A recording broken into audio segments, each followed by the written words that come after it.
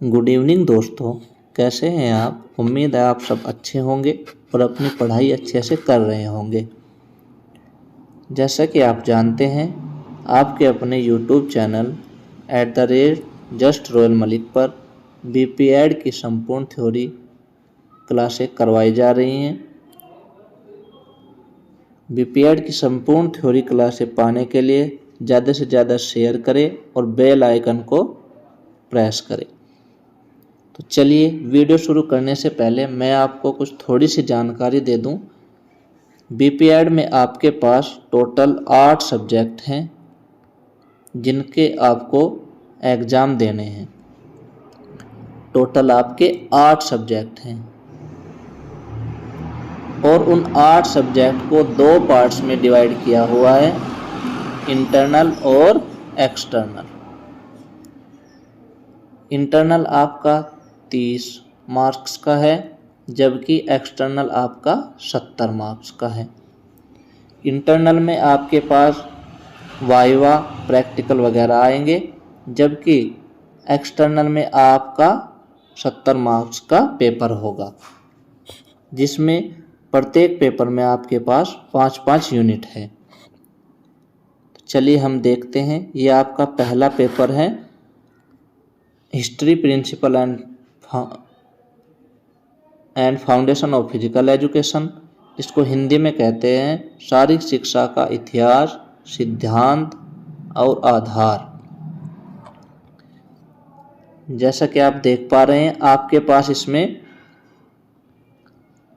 5 इकाई दी हुई हैं।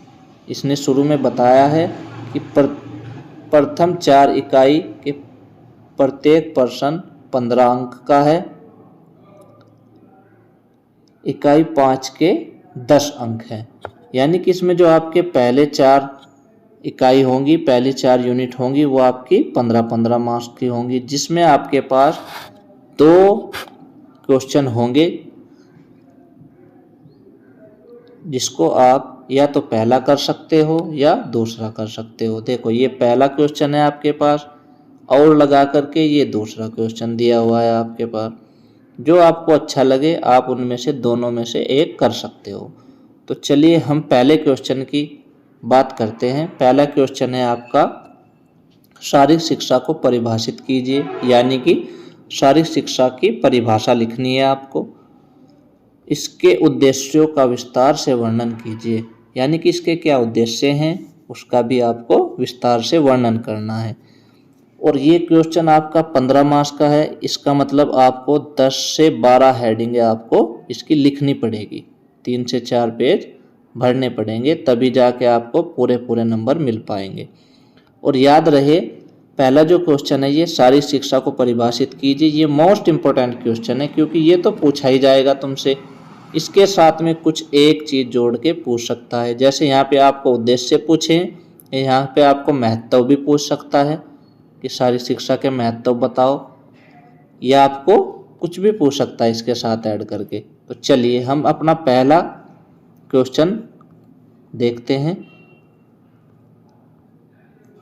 आपका पहला क्वेश्चन है शारीरिक शिक्षा के परिभाषा। तो शारीरिक शिक्षा की परिभाषा लिखने से पहले हम पहली हेडिंग डालेंगे, शारीरिक शिक्षा का अर्थ। तो हमने पहली हेडिंग डाली है। हेडिंग आपको अच्छे से साफ सुथरी डालनी है, जिससे आपके अच्छे नंबर में आएंगे। पहली हेडिंग है शारीरिक शिक्षा का अर्थ। यहाँ पे हमने लिखा है शारीरिक शिक्षा को 2 शब्दों से, या शारीरिक शिक्षा 2 शब्दों से मिलकर बना है, शारीरिक प्लस शिक्षा। शारीरिक शिक्षा का अर्थ केवल शरीर तक ही सीमित नहीं है। यानी कि शारीरिक शिक्षा का जो अर्थ है वो शरीर तक ही सीमित नहीं है, ना ही यह शारीरिक क्रियाओं तक सीमित है। यानी कि इसका मतलब हुआ, जो शारीरिक शिक्षा का अर्थ है वो ना तो शरीर तक सीमित है और ना शारीरिक क्रियाओं तक सीमित है, बल्कि शारीरिक शिक्षा का अर्थ है शारीरिक क्रियाओं द्वारा या शारीरिक क्रियाओं के माध्यम से व्यक्ति का सर्वांगीण विकास करना। ये मोस्ट इम्पोर्टेंट चीज़ है। यानी कि शारीरिक शिक्षा का जो प्रमुख उद्देश्य है वो क्या है? शारीरिक शिक्षा का प्रमुख उद्देश्य भी यही है कि व्यक्ति का सर्वांगीण विकास हो सके।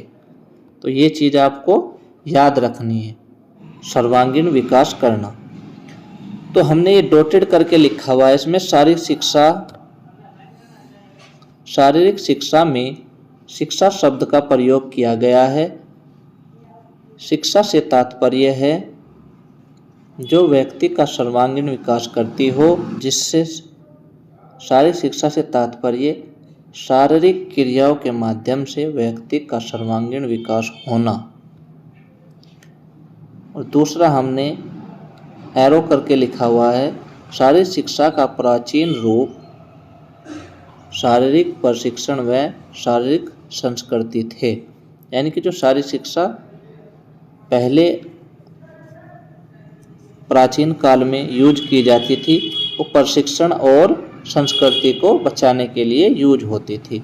प्रशिक्षण का मतलब होता है ट्रेनिंग से। और दूसरा एरो करके हमने लिखा हुआ है, शारीरिक शिक्षा के नवीन रूप शारीरिक क्रिया का व्यवस्थित रूप मानव का सर्वांगीण विकास गतिशील मानव है।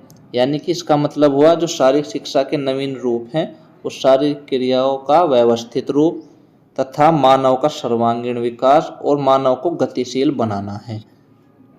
तो इतनी चीज़ हम इसका अर्थ लिखने के बाद, थोड़ी सी हेडिंग अर्थ में लिखने के बाद हम फिर आते हैं अपनी परिभाषा पे।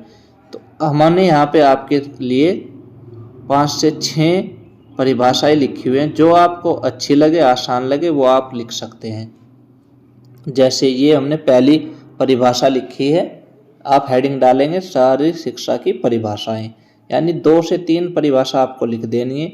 ये पहली परिभाषा है JF विलियम्स के अनुसार।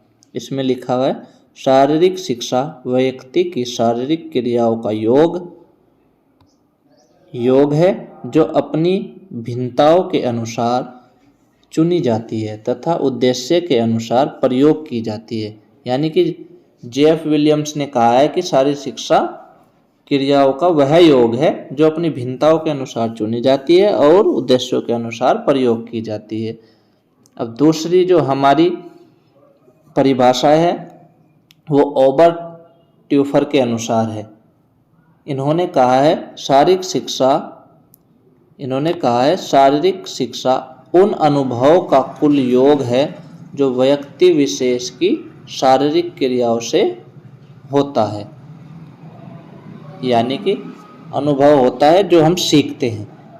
इन्होंने कहा है कि शारीरिक शिक्षा उन अनुभवों का कुल योग है, यानी जो हम सीखते हैं और अनुभव प्राप्त करते हैं उनका योग है जो व्यक्ति विशेष को शारीरिक क्रियाओं से प्राप्त होती है। और प्रथम चीज इन्होंने दी हुई है, शारीरिक शिक्षक वह था जिसने भूख मिटाने के लिए समुदाय को दौड़ना, लड़ना, फेंकना सिखाया। और हमारी तीसरी परिभाषा है JB नेस के अनुसार, शारीरिक शिक्षा संपूर्ण शिक्षा क्षेत्र का वह पड़ाव है जो बड़ी मांसपेशीय क्रियाओं तथा उनसे संबंधित अनुक्रियाओं से जुड़ा हुआ है। इनमें आपके पास याद करने की एक छोटी सी परिभाषा भी हमने रखी है आपके लिए, जो है JP थॉमस के अनुसार। ये लिखी हुई JP थॉमस के अनुसार, ये लिखी हुई शरीर के द्वारा और शरीर के लिए की गई क्रिया को शारीरिक शिक्षा कहते हैं। यानी कि शरीर के द्वारा और शरीर के लिए की गई शारीरिक क्रिया को शारीरिक शिक्षा कहते हैं। और एक छोटी और हमारे पास परिभाषा है RK CD के अनुसार, यानी कि रोजलैंड CD के अनुसार। इसका मतलब है, इन्होंने कहा है शारीरिक क्रियाओं पर केंद्रित भीतरी अनुभव द्वारा जो परिवर्तन मनुष्य में आते हैं शारीरिक शिक्षा कहलाते हैं। यानी कि शारीरिक क्रियाओं पर केंद्रित, यानी जो शारीरिक शिक्षाओं पर आधारित है, और भीतरी अनुभव यानी कि अंदर से जो हम अनुभव लेते हैं, अंदर, भीतरी का मतलब है अंदर से, अपने मस्तिष्क से जो हम अनुभव लेते हैं और हमारे शरीर में जो परिवर्तन यानी बदलाव मनुष्य में या हमारे शरीर में जो बदलाव देखे जाते हैं उन्हीं को क्या कहते हैं, शारीरिक शिक्षा कहते हैं। इन्होंने ये कहा है। अब एक परिभाषा हमारे पास है भारतीय शिक्षा आयोग के अनुसार, यानी कि एक हम ये भी लिखेंगे भारतीय शिक्षा आयोग के अनुसार। भारतीय शिक्षा आयोग ने परिभाषा दी है शारीरिक योग्यता, कौशल, मानसिक संचेतना तथा चरित्र संबंधी गुणों के लिए शारीरिक शिक्षा अत्यंत महत्वपूर्ण है।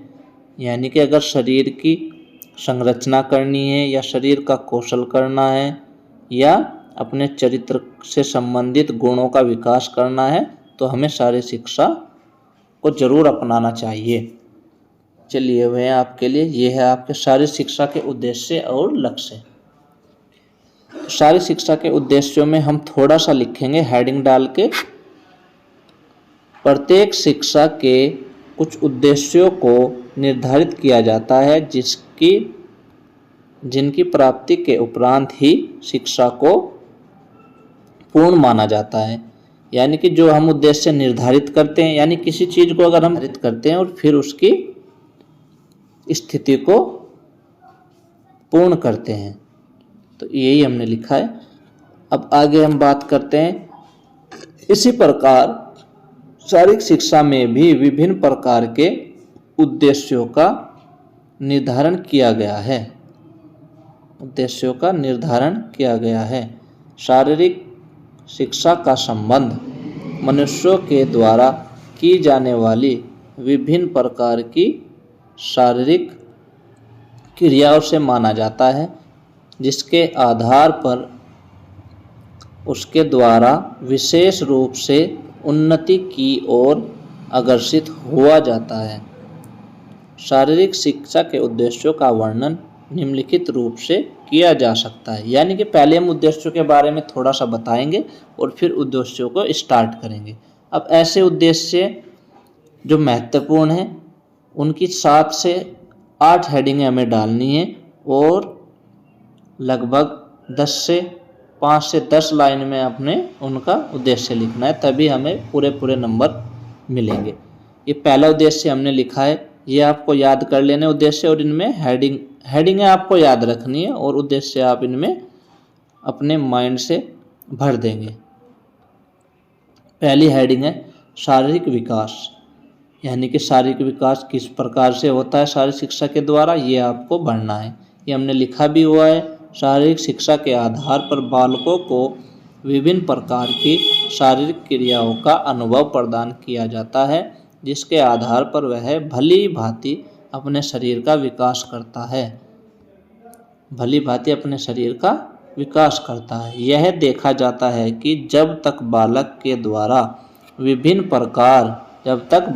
द्वारा विभिन्न प्रकार की शारीरिक गतिविधियां नहीं की जाती, तब तक उसके द्वारा संपूर्ण रूप से अपना विकास नहीं किया जा सकता। यानी कि अगर बालक अपने शरीर से कोई गतिविधि नहीं करेगा तो उसका संपूर्ण विकास संभव नहीं है। ये हेडिंग। दूसरा टॉपिक है हमारा मानसिक विकास। मानसिक विकास से तात्पर्य बुद्धि का, यानी कि हमारे मस्तिष्क का विकास होना जरूरी है।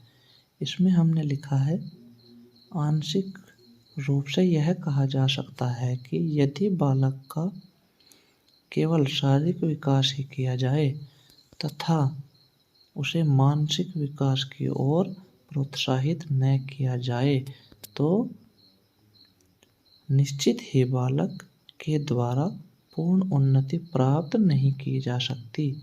यानी कि कहने का तात्पर्य ये हुआ, अगर बालक को हम शारीरिक रूप से तैयार करें लेकिन उसको बौद्धिक रूप से तैयार न करें तो वो उन्नति को प्राप्त नहीं कर सकता।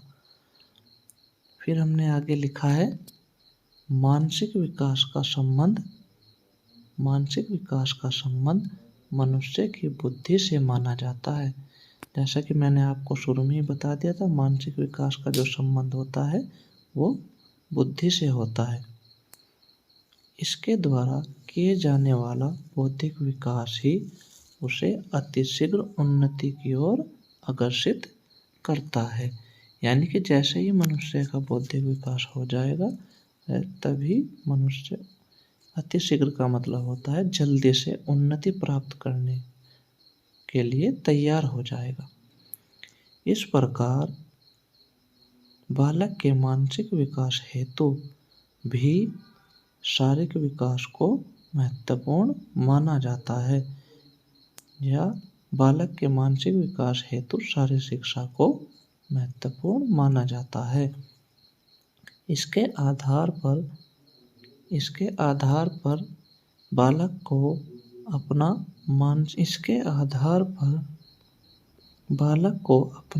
मानसिक विकास करने की ओर प्रोत्साहित किया जाता है। तो यहाँ से हमारा तीसरा टॉपिक है भावात्मक विकास, यानी कि इसका मतलब है मनुष्य के अंदर उत्पन्न होने वाले भावों का विकास करना। इसमें हमने लिखा है, यह देखा जाता है कि एक निश्चित आयु के पश्चात बालक के द्वारा अपनी भावनाओं का विशेष रूप से विकास किया जाता है। यानी कि कहने का तात्पर्य ये है कि जैसे जैसे बालक की आयु बढ़ती है वैसे वैसे उसकी भावनाएं भी बदलती जाती हैं। मनुष्य में पर्याप्त भावनाओं के आधार पर ही मनुष्य के द्वारा पूर्ण रूप से अपने व्यक्तित्व का विकास किया जा सकता है। इसी प्रकार यह कहा जा सकता है कि शारीरिक शिक्षा के आधार पर बालक के भावात्मक विकास की ओर विशेष रूप से बल दिया जाता है। यानी कि शारीरिक शिक्षा जो है व्यक्ति के या मनुष्य के या बालक के भावात्मक विकास पर बल देती है, जिससे उसके द्वारा भली भांति उन्नति की ओर अग्रसित हुआ जा सकता है, जिससे बालक भली भांति उन्नति की ओर अग्रसित हो सकता है। जिसमें हमने लिखा है ज्ञान का विकास, यानी शारीरिक शिक्षा के द्वारा ज्ञान का विकास करना। अब शारीरिक शिक्षा के द्वारा ज्ञान का विकास कैसे होता है वो हमने इसमें लिखा हुआ है। जैसे शारीरिक शिक्षा में बालकों को ज्ञान का विकास करने का अवसर प्राप्त किया जाता है। वह विभिन्न खेलों तथा उससे संबंधित अनेक प्रकार के कौशलों का ज्ञान प्राप्त करता है। यह देखा जाता है कि इन सभी के आधार पर ही बालक के द्वारा भली भांति ज्ञान प्राप्त किया जाता है। यह उसमें उत्पन्न होने वाली सभी प्रकार की जिज्ञासाओं को समाप्त करने हेतु विशेष रूप से लाभदायक मानी जाती है।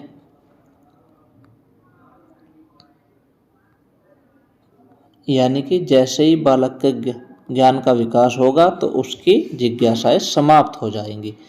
अब 5वीं हेडिंग हमने डाली है कार्यक्षमता का विकास।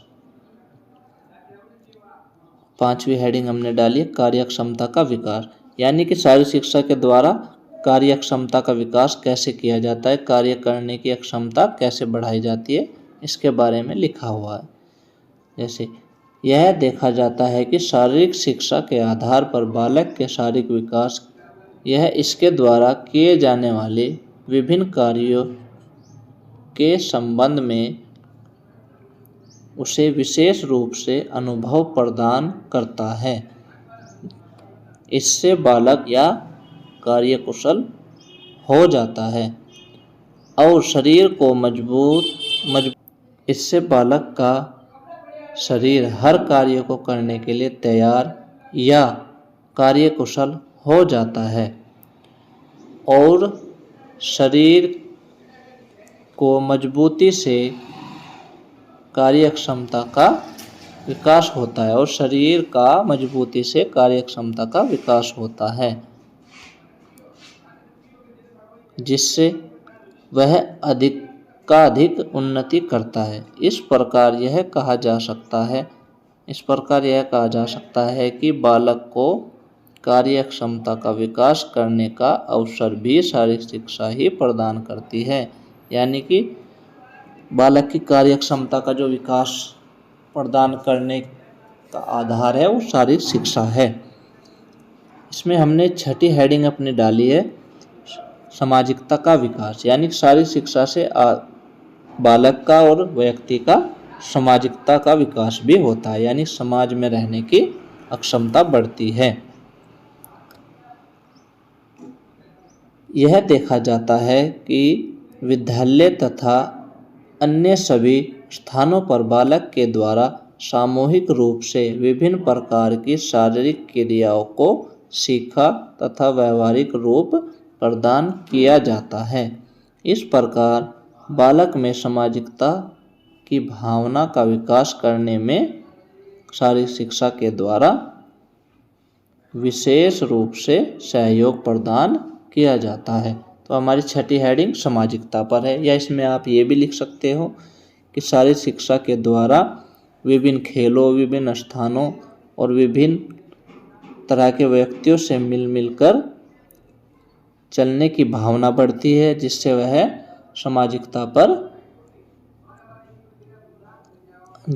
सामाजिकता का विकास कर पाता है। और इसमें सातवीं हेडिंग हमने डाली है श्रम के प्रति आस्था। श्रम का मतलब होता है मेहनत। श्रम का मतलब होता है मेहनत के प्रति आस्था। शारीरिक शिक्षा में बालक को विभिन्न प्रकार की शारीरिक क्रियाओं का ज्ञान प्रदान किया जाता है। वह विभिन्न प्रकार की शारीरिक क्रियाओं को करते करते श्रम के प्रति विशेष रूप से समर्पित हो जाता है। इस प्रकार यह कहा जा सकता है कि बालक के द्वारा श्रम के प्रति आस्था शारीरिक शिक्षा के आधार पर भली भांति उत्पन्न की जाती है। आप इसको लिखते रहना और हेडिंग डाल के नोट्स बनाते रहना। अब हेडिंग नंबर 8 है स्वास्थ्य के प्रति जागरूकता, यानी कि शारीरिक शिक्षा के द्वारा व्यक्ति को स्वास्थ्य के प्रति जागरूकता भी प्रदान की जाती है। यदि मनुष्य का स्वास्थ्य अनुकूल रहता है तो निश्चित ही इससे उसके द्वारा भली भांति उन्नति प्राप्त की जाती है। जब तक वह स्वस्थ रहता है तभी तक उसके द्वारा सामाजिक कर्तव्यों की पूर्ति भी की जा सकती है। शारीरिक शिक्षा के आधार पर बालक को स्वास्थ्यता बनाए रखने को प्रोत्साहित किया जाता है।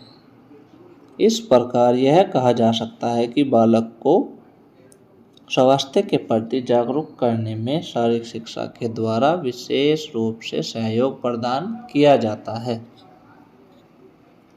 इसमें 9वीं हेडिंग हमने डाली है अनुभव तथा कौशलों का विकास। यह देखा जाता है कि शारीरिक शिक्षा के आधार पर बालक के द्वारा विभिन्न विषयों के संबंध में अनेक प्रकार के अनुभव का ज्ञान प्राप्त किया जाता है। इसके साथ ही वह कार्य से संबंधित सभी प्रकार के कौशलों का विकास भी शारीरिक शिक्षा के आधार पर ही प्राप्त करता है। इस प्रकार यह कहा जा सकता है कि शारीरिक शिक्षा बालक को अनुभव तथा कौशलों का विकास करने की ओर प्रोत्साहित करने में सहायता प्रदान करती है। 10वीं हेडिंग हमने इसमें डाली है व्यक्तित्व के विकास में सहायक, यानी कि शारीरिक शिक्षा व्यक्तित्व के विकास में किस प्रकार सहायक है, कैसे उसका चरित्र का या व्यक्तित्व का विकास होता है। इसमें हमने लिखा है किसी भी व्यक्ति के व्यक्तित्व को उसी समय पूर्ण रूप से विकसित माना जाता है जिस समय उसके द्वारा विभिन्न प्रकार की क्रियाओं को किया जाता है तथा शारीरिक, मानसिक एवं आध्यात्मिक विकास की ओर प्रोत्साहित हुआ जाता है। इसके द्वारा इन तीनों क्षेत्रों में विकास करने के उपरांत ही भली भांति उन्नति की ओर प्रोत्साहित हुआ जाता है। इस प्रकार यह कहा जा सकता है कि बालक के व्यक्तित्व का विकास करने में शारीरिक शिक्षा के द्वारा विशेष रूप से सहयोग प्रदान किया जाता है। इसलिए शारीरिक शिक्षा को व्यक्तित्व का विकास करने में सहायक माना जाता है। यानी कि शारीरिक शिक्षा के द्वारा व्यक्तित्व का विकास भी संभव है। अब 11वीं हेडिंग इसमें हमने डाली है समस्याओं के प्रति सुदृढ़ता। यह देखा जाता है कि जब तक बालक में शारीरिक तथा मानसिक सुदृढ़ता उत्पन्न हो जाती है जब मनुष्य में शारीरिक और मानसिक सुदृढ़ता उत्पन्न हो जाती है तब उसके द्वारा भली भांति सभी प्रकार की समस्याओं का निराकरण किया जा सकता है। यानी कि जैसे ही व्यक्ति शारीरिक और मानसिक यानी कि अपने शरीर से और मानसिक रूप से सुदृढ़ यानी कि अच्छा हो जाता है तो वो हर प्रकार की समस्याओं से छुटकारा पा जाता है। इसमें आगे लिखा हुआ है इसके द्वारा सभी प्रकार की समस्याओं का निराकरण करने के उपरांत ही भली भांति उन्नति प्राप्त की जा सकती है। शारीरिक शिक्षा के आधार पर बालक को जीवन में उत्पन्न होने वाली सभी प्रकार की समस्याओं का निराकरण करने की ओर प्रोत्साहित किया जा सकता है या किया जाता है, जिसके आधार पर वह भली भांति उन्नति की ओर अग्रसित होता है।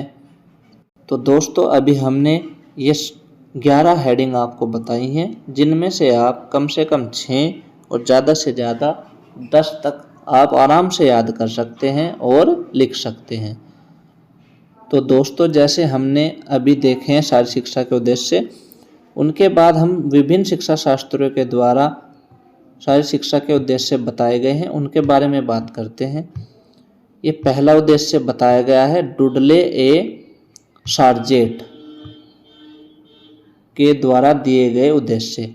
डुडले के द्वारा दिए गए ये 4 उद्देश्य हैं जिनको आपको याद रखना है। पहला है स्वास्थ्यकर, दूसरा है शिक्षाप्रद, तीसरा है मनोरंजनात्मक, चौथा है निदानात्मक या उपचारात्मक भी कह सकते हैं।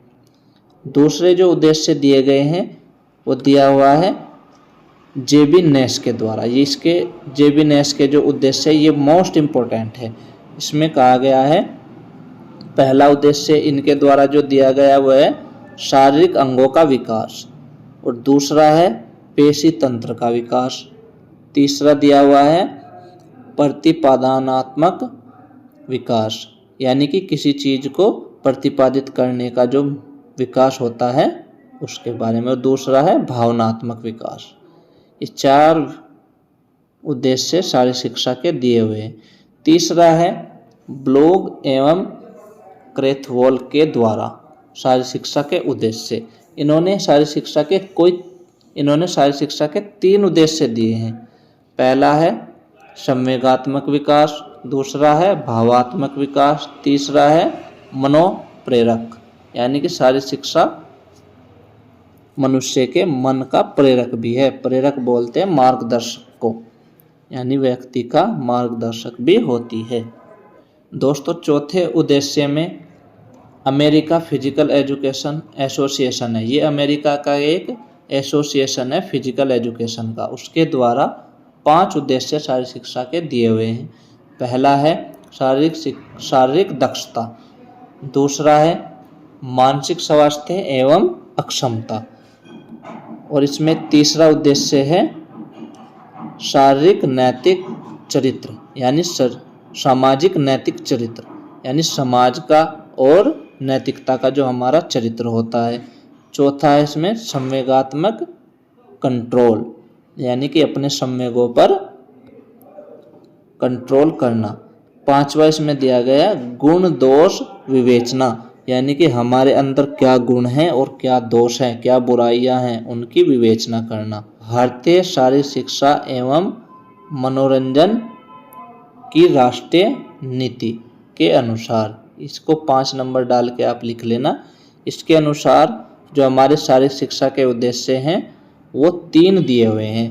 पहला उद्देश्य है शारीरिक दक्षता का विकास, दूसरा उद्देश्य है न्यूरोपेशी कौशल विकास, तीसरा उद्देश्य है व्यक्तित्व एवं चरित्र विकास। ये दोस्तों आज हमारे शारीरिक शिक्षा के उद्देश्य और शारीरिक शिक्षा क्या है ये कंप्लीट हुआ। हम अपनी वीडियो को ज़्यादा लंबा ना करते हुए आपसे एक गुजारिश करते हैं, हमारे YouTube चैनल को सब्सक्राइब, शेयर और ज़्यादा से ज़्यादा सपोर्ट करें, जिसमें हम आपको डेली शाम 6 बजे रोज़ एक क्वेश्चन शारीरिक शिक्षा का बताएंगे जो आपके बीपीएड में आता है। अभी हमने उद्देश्य के बारे में पढ़ा है, कल की क्लास में हम महत्व के बारे में पढ़ेंगे, शारीरिक शिक्षा के क्या महत्व है।